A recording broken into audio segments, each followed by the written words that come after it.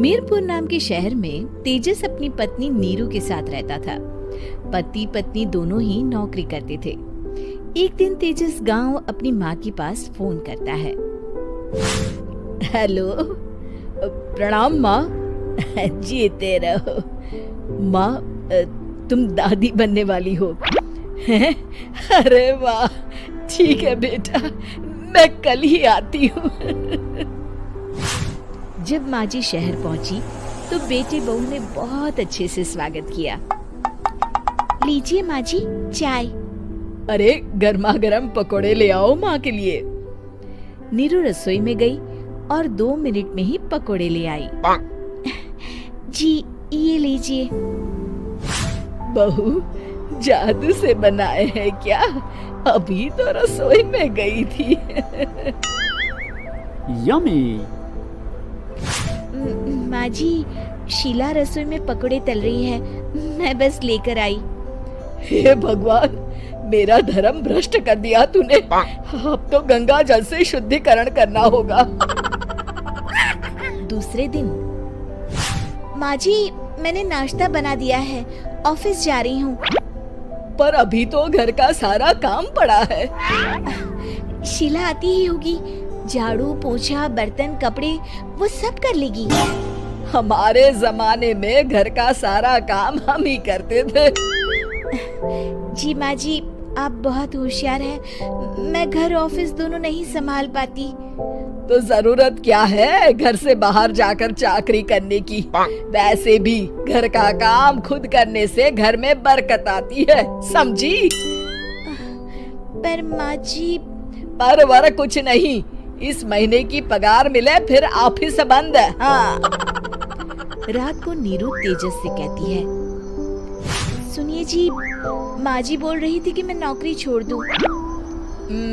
वैसे ठीक ही तो है, अभी तुम्हें आराम की जरूरत है। फिर भी आराम कहाँ, शीला को छुड़ाने के लिए बोल रही थी।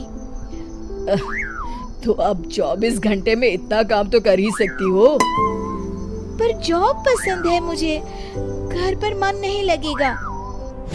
अगले दिन जब दोनों ऑफिस के लिए निकल रहे थे, मेरी तो कोई कीमत ही नहीं है इस घर में। माँ जी, आजकल महंगाई बहुत है, रहन सहन भी बदल गया है, दोनों नौकरी करते हैं तभी ठीक रहता है। अच्छा, तू कहना क्या चाहती है? मेरा बेटा तुझे बिठा के खिला नहीं सकता? तू ही इस घर का खर्च चला रही है, हैं? नहीं माँ जी, मेरा वो मतलब नहीं था। मतलब खूब समझती हूँ, ये बाल धूप में सफेद नहीं किए मैंने। हाँ। अब तो ये रोज का काम हो गया था। तेजस भी रोज की झिकझिक से परेशान हो गया था। एक दिन उसने कहा, नीरू, वैसे भी तुम्हें मैटरनिटी लीव मिलने वाली है, तो अभी से ही छुट्टी ले लो। पर क्या, मेरी सैलरी अच्छी खासी है। आखिर नीरू ने रिजाइन कर दिया। जब बच्चा हुआ तो घर में सब बहुत खुश हुए। कुछ दिनों बाद तेजस फाइल देख रहा था। क्या हुआ तेजस, कुछ परेशान लग रहे हो? अब हाँ, वो हमारी जितनी सेविंग्स थी वो तो हॉस्पिटल में और छठी के फंक्शन में खत्म हो गई है नीरू। और अभी वैसे मंदी चल रही है तो मैं बोल रही थी कल मुन्ना को हेपेटाइटिस का टीका लगवाना है। नीरू, क्या पोस्टपोन नहीं कर सकते? नहीं जी, बिल्कुल नहीं। अब तेजस को समझ में आ रहा था कि उससे गलती हुई है। पैसों की कमी का असर घर के माहौल पर भी पड़ रहा था।